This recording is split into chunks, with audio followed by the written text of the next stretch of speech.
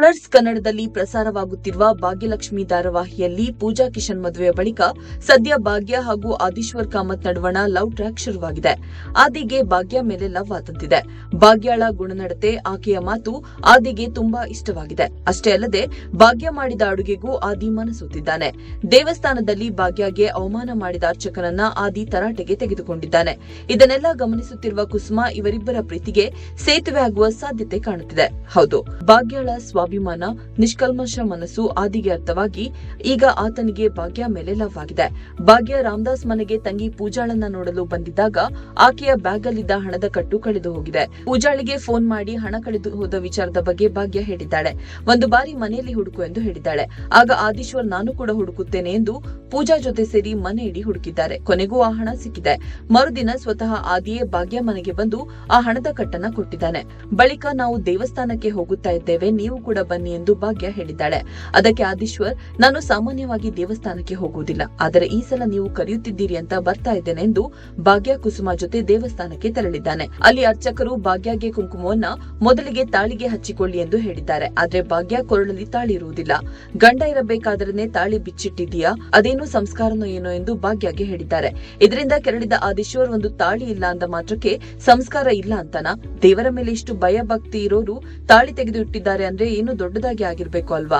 ಮರದಲ್ಲಿ ಒಂದು ಹಣ್ಣು ಹಾಳಾಗಿ ಕೆಳಗೆ ಬಿದ್ದಿದೆ ಅಂದ್ರೆ ಆ ಮರನೇ ಹಾಳಾಗಿದೆ ಅಂತಲ್ಲ. ಹಣ್ಣು ಹಾಳಾಗಿದ್ರೆ ಅದಕ್ಕೆ ಹಕ್ಕಿನೂ ಕಾರಣ ಆಗಿರಬಹುದು ಅಲ್ವಾ? ಅಥವಾ ಯಾರಾದ್ರೂ ಕಲ್ಲು ಹೊಡೆದಿರಬಹುದು ಅಲ್ವಾ?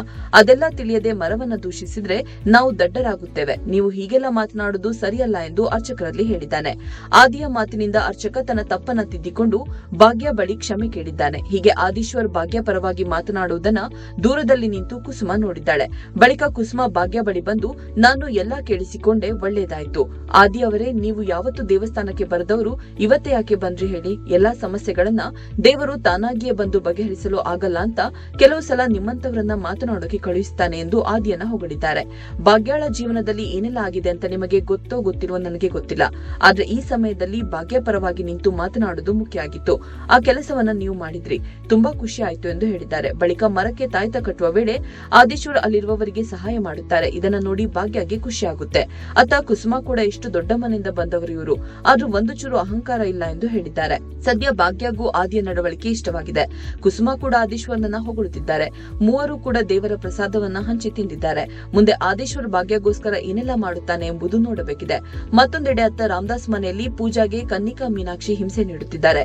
ಪೂಜಾಳ ತಲೆಗೆ ಕನ್ನಿಕಾ ತಣ್ಣೀರು ಸುರಿದ ಪರಿಣಾಮ ಆಕೆಗೆ ಜ್ವರ ಬಂದಿದೆ. ಹೀಗಾದರೂ ಕನ್ನಿಕಾ ಮೀನಾಕ್ಷಿ ಆಕೆ ನಾಟಕವಾಡುತ್ತಾ ಇದ್ದಾಳೆ ಎಂದು ಮತ್ತೆ ತೊಂದರೆ ಕೊಡುತ್ತಿದ್ದಾರೆ. ಈ ಎಲ್ಲಾ ವಿಚಾರ ಆದೀಶ್ವರ್ ಕಿಶನ್ಗೆ ಗೊತ್ತಾಗುತ್ತಾ ನೋಡಬೇಕಿದೆ. ವಿಶ್ವವಾಣಿ ಟಿವಿ ಸ್ಪೆಷಲ್ ನಿಮ್ಮ ಕುಟುಂಬಕ್ಕೊಂದು ಪರಿಪೂರ್ಣ YouTube channel. Interesting and informative ವಿಡಿಯೋಗಳನ್ನು ಮಿಸ್ ಮಾಡ್ಕೋಬೇಡಿ. ಈಗಲೇ ಸಬ್ಸ್ಕ್ರೈಬ್ ಮಾಡಿ.